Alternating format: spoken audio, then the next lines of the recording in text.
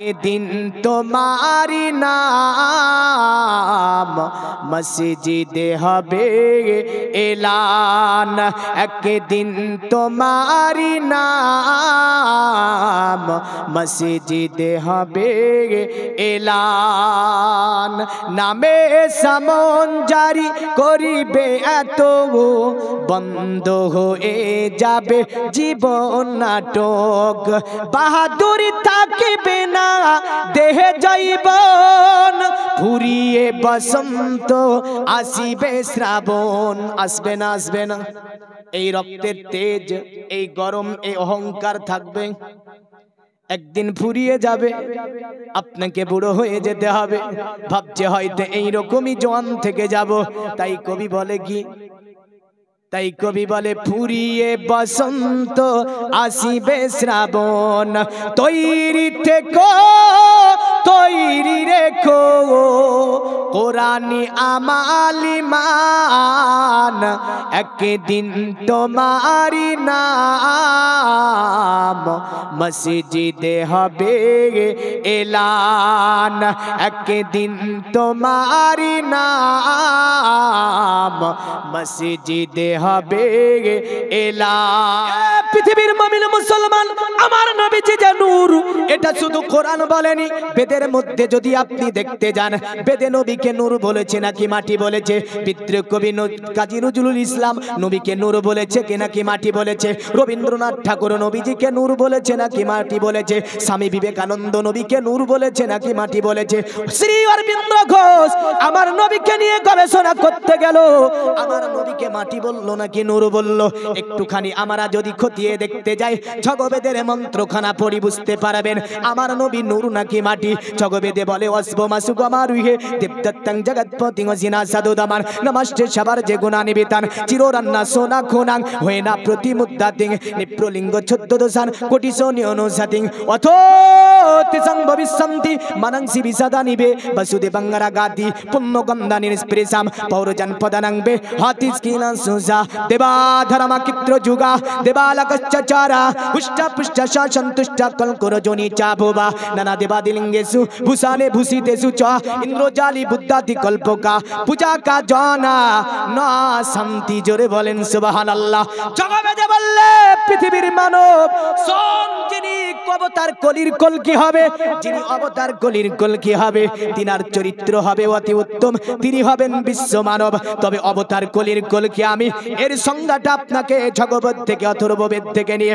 সামবেদ থেকে নিয়ে এমন করে ভবিষ্য পুরাণ থেকে নিয়ে এমন থেকে গীতা থেকে নিয়ে বাইবেল থেকে নিয়ে সাহেব থেকে নিয়ে আপনার এমন করে তাদের কিতাব থেকে আমি প্রমাণ করে ছাড়বো যে আপনার অবতার কলির কলকিটাকে তার নাম কি হবে জন্ম কোথায় হবে কবে জন্ম হবে বাবার নাম কি হবে মায়ের নাম কি হবে চরিত্র কেমন হবে তিনি কি কেমন ভাবে জন্মগ্রহণ করবে তাদের কিতাবে লেখা আছে সবগুলো আব্দুল্লাহর ছেলে মুহাম্মদুর রাসূলুল্লাহর সঙ্গে মিলে যায় বোঝা যায় যে এই অবতার কলির কলকি বলতে তারা জিনাকে বুঝিয়েছেন তিনি হচ্ছেন মা আমিনার লাল মরুর দুলাল আব্দুল্লাহ লাত্তজিগার জনাবে মুহাম্মদুর রাসূলুল্লাহ সাল্লাল্লাহু আলাইহি ওয়াসাল্লাম জোরে বলেন সুবহানাল্লাহ তারা বললে দুনিয়ার মানব উনি হবে বিশ্ব মানব আর ওই পণ্ডিতকে বলল গো পণ্ডিত তুমি দয়া করে বলবে ওনার অতএব চেহারা কেমন হবে দেখতে কেমন হবে ওনার অতএব গায়ের রং কেমন হবে বলল শোন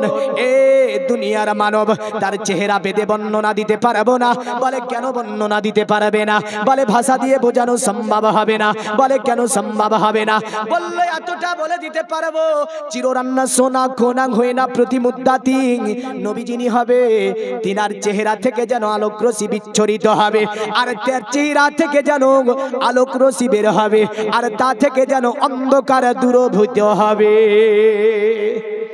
আর একটু জোরে বলা যাবে না তো বেদে বলছে তার চেহারা থেকে অন্ধকার দূরভূত হবে তার শরীর মোবারক থেকে আলোক রশ্মি বিচ্ছরিত হবে আর অন্ধকার যেন তা হটে যাবে অতঃপর বলল শোন, তাকে যদি চিনতে অসুবিধা হয়, জানতে অসুবিধা হয়, মানতে অসুবিধা হয়, তার আরো কিছু পরিচয় আমরা জগবেদে বলে দিচ্ছি।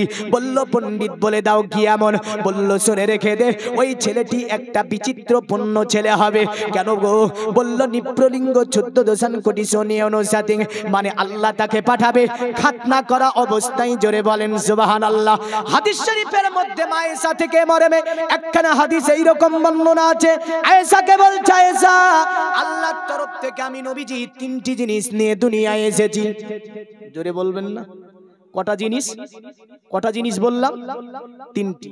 মায়েশা বড় চালাক চতুর বুদ্ধিমতী মহিলা, বলে নবীজি বলুন 3টি জিনিসের নাম কি? আল্লাহর নবী বলে, আয়েশা, প্রথম নাম্বার হচ্ছে আমি আল্লাহর কাছ থেকে যেটা নিয়ে এসেছি, আমার মায়ের নারীর সঙ্গে আমি নবীজি আমার নারীর কোনো সংযোগ ছিল না। জোরে বলবেন না? চিকিৎসা বিজ্ঞানীকে জিজ্ঞাসা করেন, মায়ের নারীর সঙ্গে ছেলের নারীর যদি যোগ না থাকে, ছেলে বাঁচবে না মরবে? চিকিৎসা বিজ্ঞানী নবীকে নিয়ে গবেষণা করতে গিয়ে তাজ্জুব হয়ে গিয়েছে। এই বিজ্ঞানের গবেষণাগার থেকে যদি আপনাকে আমি বলতে যাই, কোন একটা নবীজি সাল্লাল্লাহু আলাইহি ওয়াসাল্লামের 1 সেকেন্ড টাইম লাগেনি এমন একটা কথা বলেছে। কিন্তু বিজ্ঞানে আমেরিকায় একটা গবেষণা করেছিল দীর্ঘ 10 বছর ধরে, তবুও নবীজির এই কথাটার সমাধান করতে পেরেছিল না ওরা। কি কথা? নবীজি বলেছিলেন, মাছি যদি তোমার খাবারে পড়ে যায়, সেই মাছিটাকে ডুবিয়ে দাও, ডুবিয়ে দেওয়ার পরে ওই মাছিটাকে তুলে ফেলে দাও, ওই খাবার খেয়ে নাও, কোনো অসুবিধা হবে না। জোরে বলেন সুবহানাল্লাহ। বিজ্ঞানীরা এই গবেষণাটা 10 বছর ধরে করেছিল। কত বছর ধরে? নবীজি বললেন, লা তাকুলুস সামাকা ওয়ালা তাশরিবাল লাবান, তোমরা মাছলি খাওয়ার পরে পরে, মাছ খাওয়ার পরে পরে সঙ্গে সঙ্গে দুগ্ধ পান করবে না। বিজ্ঞান গবেষণা করতে করতে করতে গিয়ে দেখছে মাছে যা প্রোটিন আছে, এমন করে এই যে দুধে যা ফ্যাট, এমন করে রাসায়নিক গুলি আছে, দুটি একসঙ্গে মিলে গেলে পেটের কমপ্লেন হবে। আজ থেকে 1500 বছর আগে চিকিৎসা বিজ্ঞানীকে শিক্ষা দিয়ে গেল যিনি, তিনি হচ্ছেন আব্দুল্লাহর ছেলে মুহাম্মদ সাল্লাল্লাহু আলাইহি ওয়াসাল্লাম। জোরে বলেন সুবহানাল্লাহ। আটলান্টিক মহাসাগর, প্রশান্ত মহাসাগরের একটার পানি নোনা, একটার পানি আপনার কি মিঠা, দুটি পানির রং হবে 2 রকম। বিজ্ঞানীদের দীর্ঘ গবেষণা ছিল। আমেরিকান বিজ্ঞানী এমন করে আপনার রাসায়নিক বিজ্ঞানীরা থেকে নিয়ে এমন করে পৃথিবীতে বিভিন্ন দেশের বিজ্ঞানীরা স্টিমারে করে সেখানে গিয়েছিল, গবেষণা চালিয়েছিল, সমাধান দিতে পেরেছিল না। বেদে গেল, বেদে নাই, পুরাণে গেল, পুরাণে নাই, গীতায় গেল, গীতায় নাই, জানদে বাস্তা খুললো, জানদে বাস্তায় বর্ণনা নাই। বলল কোথায় পাওয়া যাবে? কোরআন খুলে দিল তারা। কোরআনে 3টি সূরার মধ্যে আমার আল্লাহ পাক এই সমুদ্রের বর্ণনা দিচ্ছে। জোরে বলেন সুবহানাল্লাহ। কোরআন যখন তারা সূরা রহমান পেল, তখন সূরা রহমান বলছে, মারাজাল বাহারাইনি আলতাকিয়ান। দুটি সমুদ্রের বর্ণনাটা দিচ্ছে, দেখেন আল্লাহ। আমরা বুঝি না তো আরবি, হ্যাঁ, কিন্তু এই আরবির মধ্যে বাংলাটা কত সুন্দর আছে বলে দেব। আল্লাহ তবে আরবিটা বলছে এভাবে, মারাজাল বাহারাইনি আলতাকিয়ানি বাইনাহুমা বারযাখুল্লা ইয়াবগিয়ান।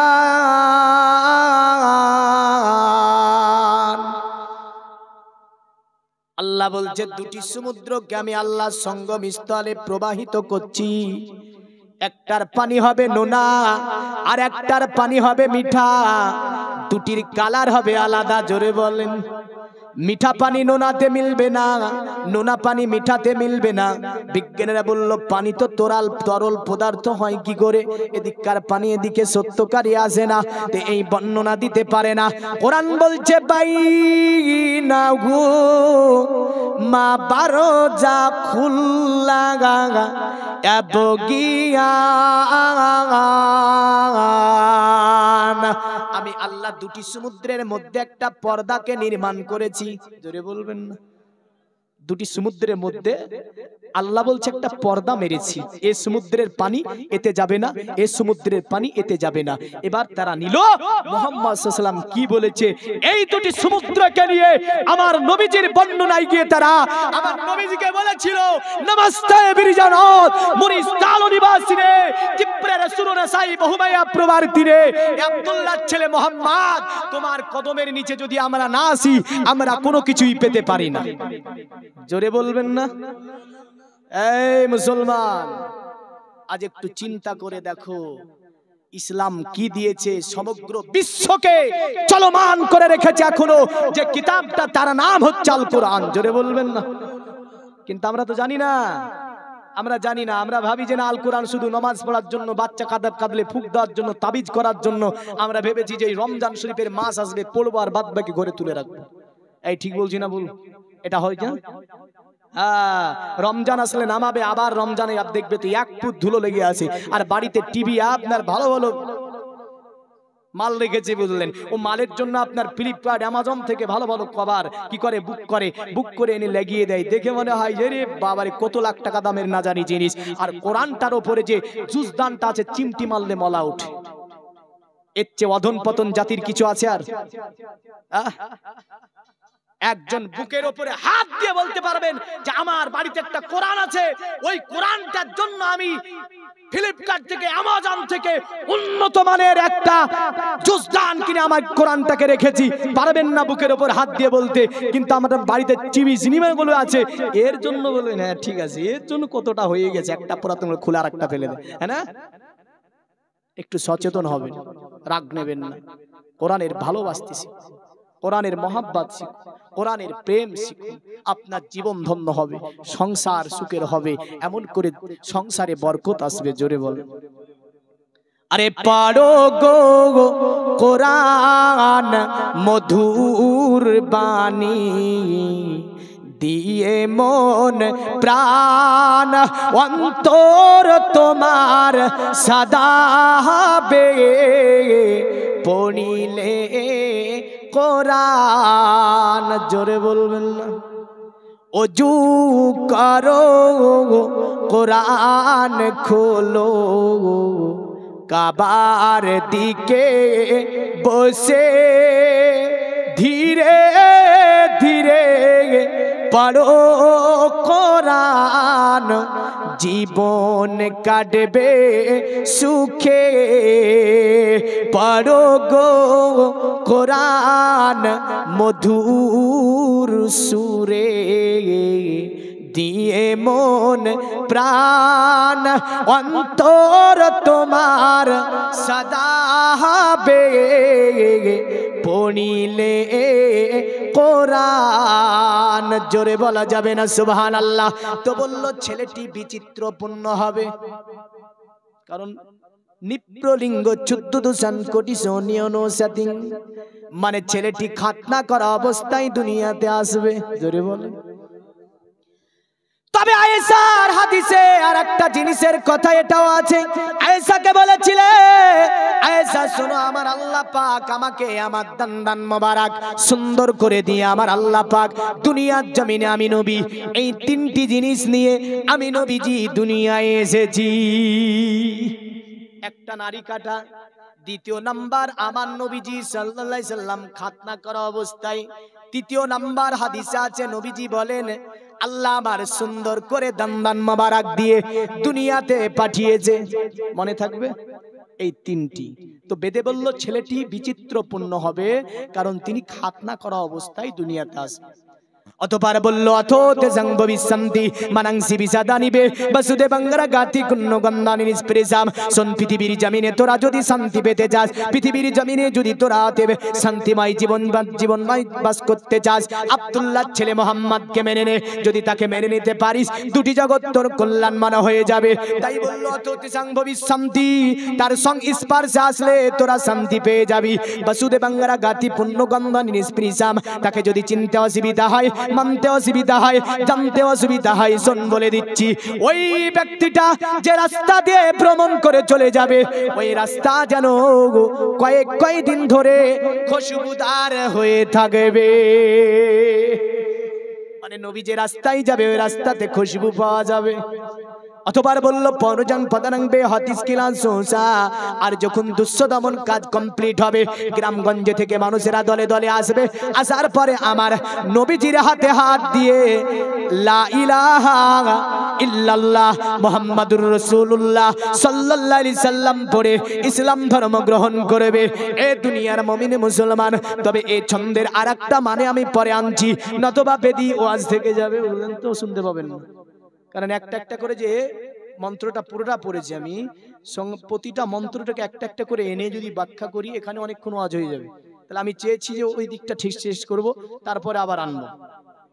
ওইদিকে ছিলাম কার ঘরে? আয়েশাতুল হুমায়রার ঘরে নবীজি দরজায় দাঁড়িয়েছে, তা আয়েশার ঘরখানা বিলকুল আলোকিত হয়েছে, জোরে বলবেন না? তাহলে নবীজি সাল্লাল্লাহু আলাইহি সাল্লাম মাটি, এই যে কথাটা বলা, খোদার কসম এই দুনিয়ার জমিনে আসমানের নিচে এখনো কোনো মা একটা ছেলের জন্ম দিতে পারেনি। নবীজি মাটির তৈরি, এই মর্মে কোরআনের একটা ডাইরেক্ট আয়াত ও হাদিসের একটা ডাইরেক্ট হাদিস রেফারেন্স সহ বলে দিতে পারবে, টেনে টেনে বলেছে। সূরা রহমানের আয়াত দিয়েছে, খালাকাল ইনসানা মিন সালসালিন কাল ফাক্কার, আমি তোমাদেরকে শুকনো খটখটে মাটি দিয়ে তৈরি করেছি। এই শুকনো খটখটে মাটি দিয়ে যে আল্লাহ তৈরি করেছে, আবার সূরা রুমে আল্লাহ বলছে অমিন আয়াতি খালাকা লাকুম মিন তুরাব, আমি তোমাদেরকে কাদা মাটি দিয়ে তৈরি করেছি। তাই এক জায়গায় শুকনো মাটি আর এক জায়গায় কাদা মাটি। আর এক জায়গায় আল্লাহ বলছে খালাকাল ইনসানা মিন নুতফা, আমি আল্লাহ নুতফা দিয়ে মানুষ তৈরি করেছি, জোরে বলেন। আর একটা জায়গা আছে আমি রূহ ফুৎকার দিয়ে মানুষ তৈরি করেছি। তাহলে তো বোঝা যাচ্ছে এক একজনকে এক একটা ব্যাপার আছে না নাই। সূরা রহমানেরও আলোচনা আদম নবীর শানে, সূরা রুমেরও আলোচনা আদম নবীর শানে, কারণ মাটিটাকে কখনো শুকানো হয়েছে আর মাটিটাকে কখনো ভিজানো হয়েছে, জোরে বলেন সুবহানাল্লাহ। নুতফা, নুতফা হচ্ছে আমরা তৈরি নুতফা দিয়ে, আল্লাহ বলছে আমি নুতফা দিয়ে মানুষ তৈরি করেছি। হ্যাঁ, নুতফা থেকে মাটি পর্যন্ত যেতে গেলে কয়েক ধাপ যেতে হয়। নুতফা ব্লাড থেকে তৈরি হয়, ব্লাড তৈরি হয় শাক সবজি ফল মূল ইত্যাদি থেকে, আর শাক সবজি ফলমূল তৈরি হয় মাটি থেকে। আর ওই দেখেন কয়েক ধাপ পরে মাটি পাওয়া যাচ্ছে, হ্যাঁ না?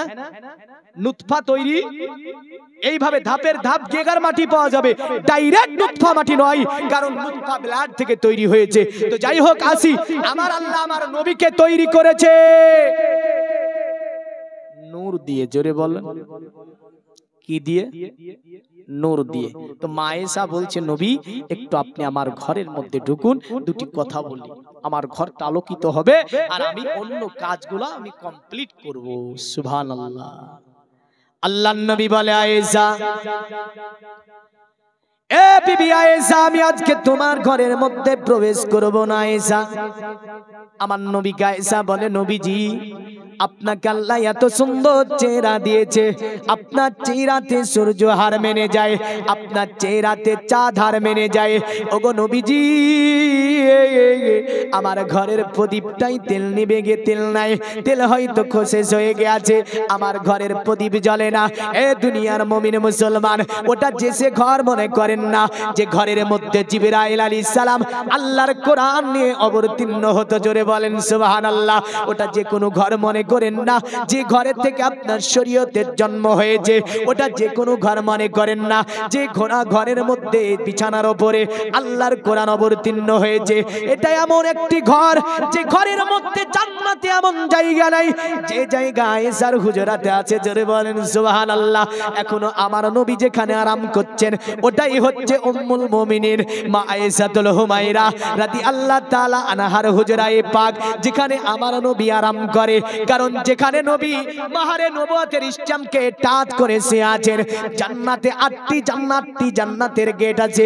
এই জান্নাতের মধ্যে এমন কোন একটা জায়গা নাই যে আয়েশার হুজরার ওই জায়গা চেয়ে উত্তম হবে, জোরে বলা যাবে না। আরে করনা ঝরনা ঝরা মদিনা শহর নগর, মদিনা শহর নগরে যেতে করিলেন গো বারবার, জান্নাতে হতে আফজালাম প্রিয় নবীর দরবার। আমার নবীজির দরবার জান্নাতের চেয়েও উত্তম, জোরে বল, জান্নাতের চেয়েও উত্তম জায়গা। তো রাসূল সাল্লাল্লাহু আলাইহি সাল্লাম বলছে আয়েশা আজকে আমি ঢুকবো না তোমার ঘরে। নবীকে বলে ইয়া রাসূলুল্লাহ ইয়া হাবিবাল্লাহ গো নবীজি একটা কথা আপনাকে বলি, আপনার এত সুন্দর চেহারা আল্লাহ আপনাকে দিয়েছে যে আপনার এই চেহারাতে আমি কাজগুলো কমপ্লিট করব। আমার নবী আয়েশাকে ডেকে বলে, আয়েশা, এ আয়েশা, তুমি আমার চেহারার এত সুন্দর বর্ণনা দাও। এ আয়েশা, তুমি আমার চেহারার তারিফ করো। এ আয়েশা, কাল কিয়ামতের দিনে ময়দানে মাহশারে আমার এমন কিছু উম্মত আছে যারা আমার চেহারা কানা দেখতে পাবে না। উম্মুল মুমিনিন মা আয়েশা বড় বুদ্ধিবতী, তিনি যত হাদিস আমার নবী থেকে বর্ণনা দিয়েছে, যত হাদিস আয়েশা থেকে আলোচনা আছে, মা আয়েশা থেকে ক্লিয়ার আলোচনা পাওয়া যায়। জোরে বলেন সুবহানাল্লাহ। নবীজিকে বলে, ইয়া রাসূলুল্লাহ, ইয়া হাবিবাল্লাহ, ওরা কারা যারা আপনার চেহারা কিয়ামতে দেখতে পাবে না? আমার নবী বলে, আয়েশা, এ বিবি আয়েশা, ওরা হচ্ছে তারা যারা হবে বখিল, যারা হবে কি বখিল। অতএব এই বখিলেরা আমার নবীজির চেহারা দেখতে পাবে না। পাবে? মায়েশা বলে, ওগো নবীজি আপনি দয়া করে বলবেন বখিল কারা? আল্লাহর নবী বলে, আয়েশা শোনো, পৃথিবীর জমিনে বখিল তারা যারা আমি নবীজি আমার উপরে দুরূদ পড়তে কৃপণতা করে। আল্লাহর নবীর স্ত্রী মায়েশা বলে, ওগো নবীজি দয়া করে আপনি বলবেন অতএব ওদের অবস্থা কিয়ামতে কি হবে, ওরা কিয়ামতের দিন কোথায় যাবে? আমার নবী বলে, আয়েশা, এ বিবি আয়েশা শুনে রেখে দাও, তারা আল্লাহর জান্নাতে যাবে না, তারা জাহান্নামে চলে যাবে যারা আমি নবীজি আমার উপরে দুরূদ পড়তে কৃপণতা করবে। জোরে বলেন সুবহানাল্লাহ। এই কারণে হানাফি জামাতের আন্তর্জাতিক যিনি তাফসীর লিখেছেন তিনার নাম হচ্ছে আপনার ইসমাইল হাক্কি রাহমাতুল্লাহ আলাইহি। তাফসীরের নাম হচ্ছে তাফসীরে রুহুল বায়ান, দীর্ঘ 20 খণ্ডে বিভক্ত তাফসীর। বর্তমান সমাজে কোন বলছে এগুলো মানতে পারবো না, নামে বলে হানাফি, আর বলে কি উঠে বলে তাফসীর মানে না, নামে বলে হানাফি, বলে তাফসীরে কাবির মানে না, নামে বলে হানাফি, ও তাফসীরে জুমাল মানে না, নামে বলে হানাফি, তাফসীরে রুহুল বায়ান মানতে চায় না। এ জগতের মুমিন মুসলমান তারা বলে 6টি মানবো, তবুও বাদ দিয়ে তবুও কি দিয়ে বাদ দিয়ে 6টির মধ্যে আবার সব মানবে না, ওর মধ্যে বলে সহিটা মানবে। আবার কি বলে? সহিটা মানবে। এই সহি এবং জাইফের বর্ণনা আমি দিতে পাচ্ছি না, কোনোদিন আসলে ইনশাআল্লাহ বুঝিয়ে দেবো সহি জাইফ কি। তবে একটা কথা বলে রাখলাম, সাধারণ যুবক জেনারেশনকে যারা বলেছে জাইফ হাদিস মানি না, তওবা পড়ে ওদেরকে কালেমা পড়তে হবে, এটাই ফতোয়া। তওবা পড়ে কলেমা পড়তে হবে। নবীজির একটা হাদিসকে কেউ যদি অস্বীকার করে ওটাই যথেষ্ট হবে মুসলমান থেকে বাদ হওয়ার জন্য। এটা মনে রাখবেন, মুসলমান থেকে বাদ হওয়ার জন্য একটা হাদিসই যথেষ্ট হবে, মুসলমান থেকে বাদ হয়ে যাবে। ও মেলা হাদিস অস্বীকার করার দরকার পড়বে না, কারণ সহিহ সূত্র দ্বারা এমন করে যত হাদিসগুলি মুহাদ্দিসিনে কেরামগণ তারা বর্ণনা করে বাছাই ছাঁটাই করে তারা বিভিন্ন কিতাবের মধ্যে আমাদের কাছে স্থাপন করেছেন, সমস্ত হাদিসের উপরে আমরা ঈমান রাখি। জোরে বলেন সুবহানাল্লাহ। নবীর হাদিসকে অস্বীকার করার মতো ক্ষমতা পৃথিবীতে কারো আছে? নাই। ইসমাইল হাক্কি রাহমাতুল্লাহ আলাইহি হানাফি জামাতের আন্তর্জাতিক মুফাসসির, তিনি আপনার তাই ইন্নাল্লাহা মালাইকাতুহু ইউসাল্লুনা আলান নবীর তাফসীরে লিখছেন আসসালাতু আলা মুহাম্মাদিন আফজালিল ইবাদাতি লিআন্নাল্লাহা তাআলা তাওয়ালাহা ওয়াল মালাইকাতুহু সুম্মা আমারা বিহাল মুমিনিন। তিনি আপনার সুন্দর করে লিখলেন, পৃথিবীর মানব, পৃথিবীর জমিনে নফল ফরজ ইবাদতের পরে পরে উত্তমতম ইবাদতের নাম হচ্ছে আমার নবীজির উপরে দুরূদ শরীফ পড়া। আরো জোরে বলা যাবে না? এই কারণে সনাতন ধর্মের বিখ্যাত একটি কিতাবের নাম বলবো ভবিষ্যৎ পুরাণ, আমাদের কিতাবের নাম কোরআন। তাদের একটা কিতাব আছে, কিতাবটার নাম হচ্ছে ভবিষ্যৎ পুরাণ। তাই তারা এইভাবে বলেছে, তসলিলন্তরে মিলোচ্চাচার্যেন সম্ভাবিত মহামাদিতি খ্যাত শিক্ষ সকা সম্ভাবিত নিপ্রসেচ মহাদ এবং মরিস্থল নিবাসী নমো গঙ্গা জলস্থ সংস্নপ্প পঞ্চকব্য সম্ভবিতে নমস্তে বিরিয়ানাথ মরিস্থল নিবাসী নে তীব্রন সুরন সাই বহুমায়া প্রবার্দিনে। জোরে বলা যাবে না? এখন বলবেন মৌলভী সাহেব মানে বুঝতে পারলাম না, মানে করে দেব, তবে আমি বলবো টাইম আর বেশি নাই, 1 মিনিট এদিক ওদিক হবে না আমার ওয়াজ, কারণ আমাদের সিস্টেমটা আলাদা। বুঝলেন, যেখানে থাকবে সেখানে ছাড়ি, বক্তা আসলে ছেড়ে দেবো, যতটা টাইম বলেছে ততটাই, 1 মিনিট এদিক ওদিক হওয়ার চান্স আমার কাছে খুব কম, তবে হয়ে যেতে মিস্টেক ভাবি 1-8 মিনিট। দেখেন মন্ত্রের তো মানে বলবো, কারণ যেহেতু ভবিষ্যৎ পুরাণ থেকে পড়েছি। আজকের জালসাটা যা হচ্ছে কিসের উদ্দেশ্যে? মসজিদের উন্নতি কল্পে। কি কল্পে? উন্নতি কল্পে। নবীজি বলেন পৃথিবীর জমিনে তোমরা যদি উত্তমতম জায়গা দেখতে চাও, আল্লাহর ঘর মসজিদকে দেখে নাও।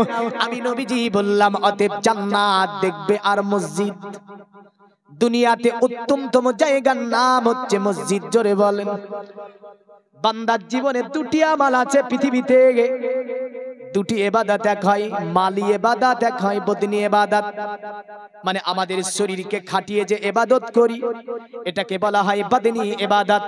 এই বদনি ইবাদতের মধ্যে সবচেয়ে বড় ইবাদতের নাম নবীজি বলেছেন, ওটার নাম হচ্ছে নামাজ। জোরে বলেন। আর মালি ইবাদতের মধ্য থেকে সবচেয়ে বড় ইবাদতের নাম নবীজি আমার বলেন যার নাম হচ্ছে সাদাকায়ে জারিয়া। আর এই সাদাকায়ে জারিয়া উত্তমতম হচ্ছে আল্লাহর ঘর মসজিদ নির্মাণ করা। জোরে বলবেন না? আল্লাহর ঘর মসজিদ নির্মাণ করা। এই যে মসজিদ, এটা আল্লাহর ঘর, সব ধ্বংস হয়ে যাবে। কোরআন বলছে কুল্লু মান আলাইহা ফান ওয়া ইয়াবকা ওয়াজহু রাব্বিকা যুল জালালি ওয়াল ইকরাম। সব ধ্বংস হয়ে যাবে আল্লাহ পাকের জাত ব্যতি রেখে, কিন্তু ইমামে আজম আবু হানিফা বলেন মসজিদগুলো ধ্বংস হবে না, কিয়ামতের আগে আমার আল্লাহ মসজিদকে উঠিয়ে নেবে। জোরে বলা যাবে না? তো যেহেতু মসজিদ ধ্বংস হবে না, মসজিদ যিনারা বানাবে তাদের দানও ধ্বংস হবে না। জোরে বলেন।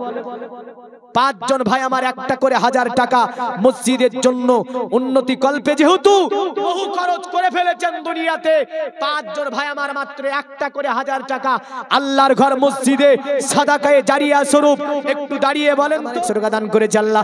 দুনিয়ার জমিনে হায়াত দারাজ করুন, নসিব বিসুক্তি হেফাজত করুন। আত্মীয় স্বজন যারা অন্ধকার করে তাদের কবরগুলোকে কুশাদা মানোয়ার করে জান্নাতের টুকরা বানিয়ে দিন। সকলে বলুন আল্লাহুম্মা আমিন। আরো জোরে বলতে হবে। পাকি পাঞ্জাতো নে পাতা আমার হবে গো ছাতা। জোরে জোরে জোরে। ভাবছেন শুনবো পয়সা দেব না, তা হয় না। ইব্রাহিম নবী আলাইহিস সালাম একজনকে বলছে তুমি আল্লাহর নাম একটু শোনাও তো, তোমার গলাটা খুব ভালো লেগেছে আমার। তো যে টাকা লাগবে, কি বলছে? টাকা লাগবে, টাকা লাগবে। সুবহানাল্লাহ। একটা ছোট্ট মেয়ে কিনা সামিমা খাতুন নামে এখানে আসিয়া 20 টাকা দান দিল মসজিদে লাগিয়া। জোরে বলেন সুবহানাল্লাহ। আল্লাহ সামিমা খাতুনের নামকে আপনার আল্লাহর দানকে কবুল করুন, মেয়েটির হায়াত দারাজ করুন আল্লাহ, মেয়েটির ব্রেনকে প্রকার করে দিন, সুশিক্ষায় শিক্ষিত করুন। আল্লাহুম্মা আমিন। সুবহানাল্লাহ। হযরত আলী দেখো কোথায় না বসেছিল গো, ছিল কি ছিল না তাহা দানে বোঝা গেল। জোরে বলেন। হযরত আলী নাম এখানে আসিয়া 500 টাকা দিয়ে আল্লাহ তোমার মসজিদে লাগিয়া। পাকে পাঞ্জাতো নে পাতা আমার হবে গো ছাতা।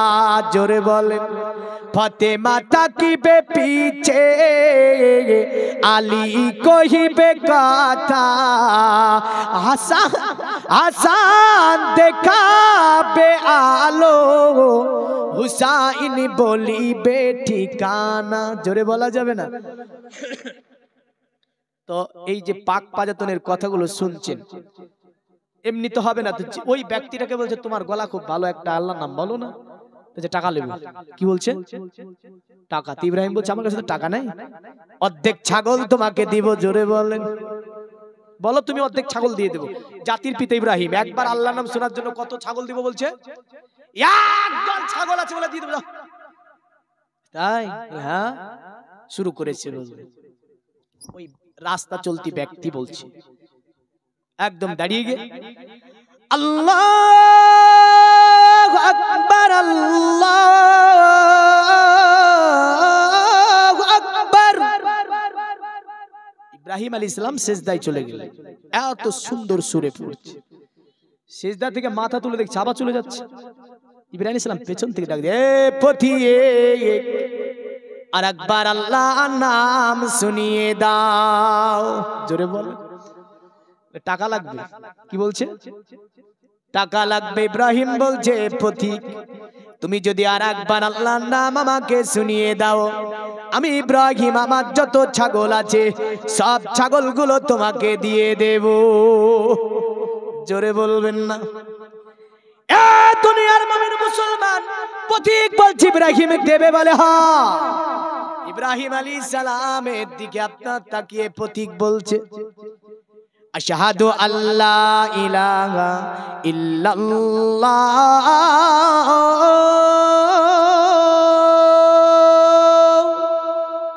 ইব্রাহিম আলাইহিস সালাম সিজদায় চলে গিয়েছে, পথিক আবার উঠিয়ে চলে যায়। ইব্রাহিম বলে এ পথিক আর একটু দাঁড়িয়ে যাও, আল্লাহর নাম আমাকে আর একবার শুনিয়ে দাও। বলে ইব্রাহিম তোমার কাছে কোনো টাকা নাই, যা ছাগল সব আমাকে দিয়ে দিয়েছো, আল্লাহর নাম তোমাকে আমি আর শোনাবো না। ইব্রাহিম বলে পথিক এ পথিক তুমি যদি আমাকে আর একবার আল্লাহর নাম শুনিয়ে দাও, এ পথিক আমি তোমাকে তোমার এই ছাগলগুলো আমি চড়িয়ে দেব। আপনার কাছে এত মাল চাইনি, জমি জায়গা গাড়ি বাড়ি টাকা পয়সা লাখো লাখো টাকা আমাদের ব্যাংকে আছে, আমাদের কাছে জমা আছে, অনেক আল্লাহ নিয়ামত দিয়েছে। আবু দাউদের হাদিসে নবীজি বলেন এ আমার সাহাবীরা জানো, যখন কোনো বান্দা আল্লাহর রাস্তায় ব্যয় করতে গিয়ে হিসাব করে, আল্লাহ ফেরেশতাকে বলে এ ফেরেশতা দেখো দুনিয়াতে বান্দাকে অশেষ আমি বেহিসাব দান করেছি, আর এই বান্দা আমার রাস্তায় ব্যয় করতে যাবার পরে হিসাব করছে বান্দা, এ ফেরেশতা সাক্ষী থাকো আমি আল্লাহ, অতএব ওই বান্দাকে বেহিসাব দেব না। যেমন ও আল্লাহর রাস্তায় ব্যয় করতে গিয়ে হিসাব করেছে, আমি আল্লাহ এবার থেকে তাকে হিসাব করে দেব। এই কারণে নবীজি বলেছেন তোমার আল্লাহর রাস্তায় দান করলে মাল ফুরায় না, আর আমাদের নফসে লাওয়ামা বলছে ফুরে যায়। ইবলিস বলে ওটা, নফসে লাওয়ামাতে ইবলিস ধাক্কা মারে আর বলে মাল ফুরে যায়। কি হয়? মাল ফুরে যায়, মাল ফুরে যায়। আর নবীজি বলছেন না, দান করলে মাল ফুরায় না, দান করলে মাল বেড়ে যায়। জোরে বলে। তাহলে নবীজির কথা পৃথিবী পাল্টিয়ে যাবে, নবীর কথা পাল্টাবে? পৃথিবী বদলিয়ে যাবে, নবীর কথা বদলাবে না। তাহলে ইব্রাহিম আলাইহিস সালাম যদি একবার আল্লাহর নাম শোনাতে এত দান করে দেয়, আমি এত চেয়েছি গো আপনাদের কাছে, একটা করে 1000 টাকা চেয়েছি, ভাবছেন আগেকার মৌলবীকে 100 টাকা দিয়েছে আবার দিতে হবে? এই বাপ, সাহাবীরা তো 5 বারেরও বেশি দিয়েছে। জোরে বলেন সুবহানাল্লাহ। এই দেখেন আরেকজন মা আমার এখানে এসে 100 টাকা দান করেছে, আল্লাহ দানকে কবুল ও মঞ্জুর করুন। কারণ পাক পাজাতনের ওই যে ছন্দটা শুনিয়েছি তো 5 জন করে ধরেছি।